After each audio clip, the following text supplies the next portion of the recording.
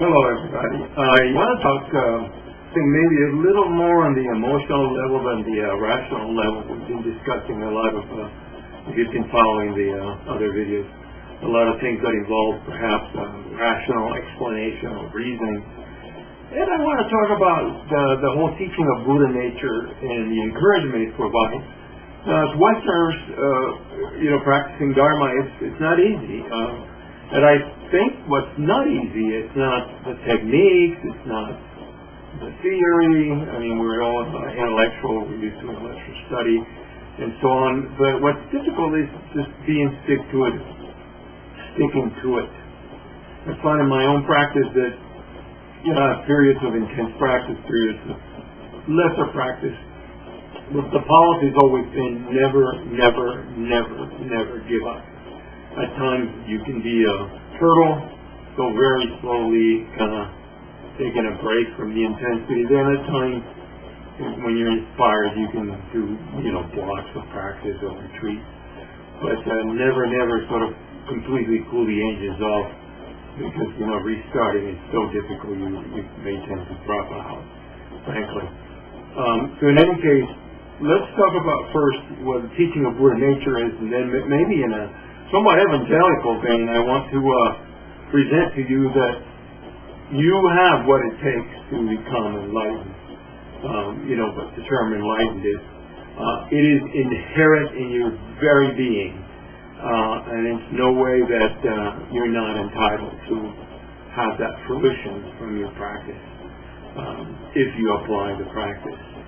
So in any case, the teaching of Buddha nature, in fact, is called the third turning of the wheel. The Buddha taught at 3 times, or 3 major levels, and the final, without getting into too much detail, the final was the teaching that inherent in every sentient being, not even in just a human, but in every, I guess you might say, conscious being in this sense, or aware being, there is something called the Buddha nature, which is the potential for us to become a fully enlightened Buddha.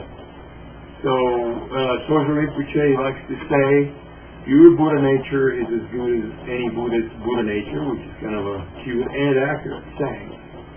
Your Buddha nature is as good as any Buddha's Buddha nature. What does that mean?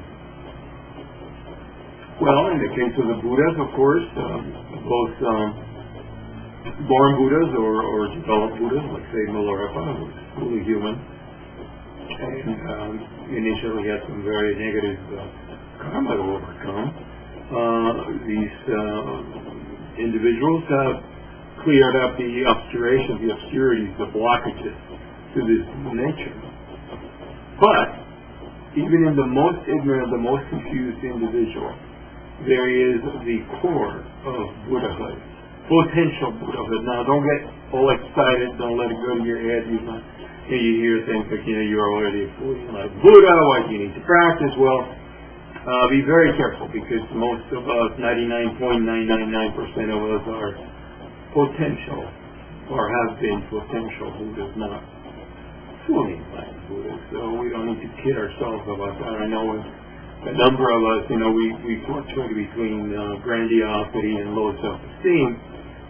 So one of the common fantasies, I certainly admit to, confess to having, was that I would, start practicing back in 1971, and people at the Zen Center would discover that I'm some sort of prodigy. I'd be sitting in the peak of some mountain there, rapidly becoming enlightened. Well, nothing of the sort, of course, took place. That's very humbling.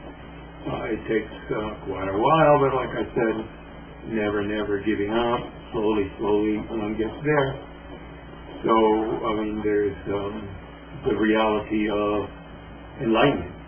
To distinguish between enlightenment and Buddhahood, let's make that distinction also. Enlightenment is, in some sense, a very ordinary, very common thing, an everyday thing. And it's almost easy to miss. That is when we have glimpses of the nature of mind.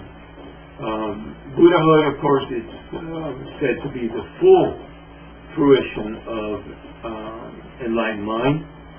All obscurations are removed, and that's way from what's called enlightenment in Tibetan Buddhism. So let's talk about enlightenment, not full Buddhahood. There's a whole lot of this set of issues to do. But it's kind of like being on a road. Once you have had a recognition of the nature of mind, of your Buddha nature, and are able to practice directly in the highest level of Mahamudra or Dzogchen, then it's just a matter of time. It's a matter of just resting in the nature of mind and, sort of holding that continuity of that clear awareness and allowing thoughts and emotions to sort of dissolve in the vast space of that view. And that's something that, we go into, get distracted, realize we're distracted, go back into awareness spontaneously, and realize we're back, sustained, get distracted, and in time, more and more and more, the length of time in which we are able to rest in the nature of mind becomes greater. And in fact, I believe it's Tulku Urgyen said that, once we are able to rest in the nature of mind, even a half hour after death, we will have time to recognize the clear light and become liberated. So it's nothing to look down upon.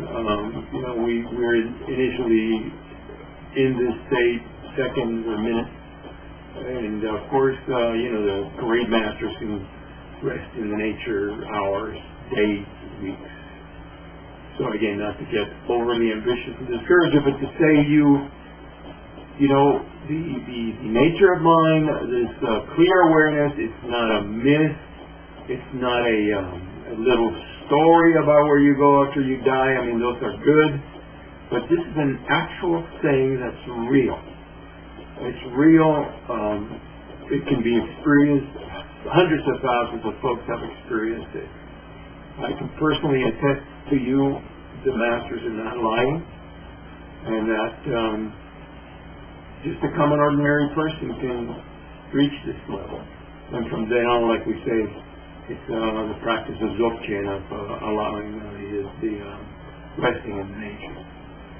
So you have Buddha nature. You may have entered Buddhism even now. You may have, again, that low self-esteem saying, well, I'll practice meditation, I'll clear my mind, but there's no way I can, contact enlightenment. There's no way. And there is. You have the potential. If you practice seriously and you're a serious student and you're devoted, it may be a matter of time. I'm one of the slow ones, personally, but this could be achieved even by someone in a few years. 4 or 5 years, 3 years, not in, say, 30 or 35. But even then, it doesn't matter. Once you realize that this is who you are, that this vast, spacious mind that you are, it is ageless. So the age of this particular body doesn't matter that much in the context that you have discovered the ageless,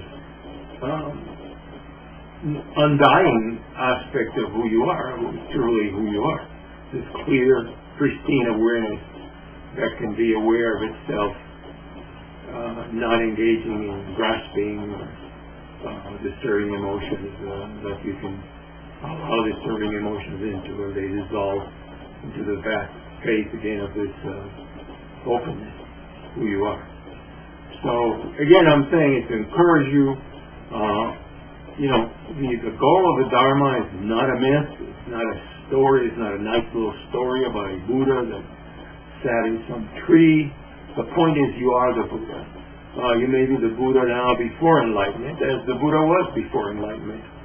But you have the potential. And by practicing meditation, listening to teachings, studying and reflecting, in time it is entirely practical and feasible to reach that realization. So again, it's just an encouragement. Teaching of Buddha nature again tells us that within us, it's like the sun covered by the clouds. Is this Buddha nature? It's so close we don't get it most of the time, and it's so easy to actually realize.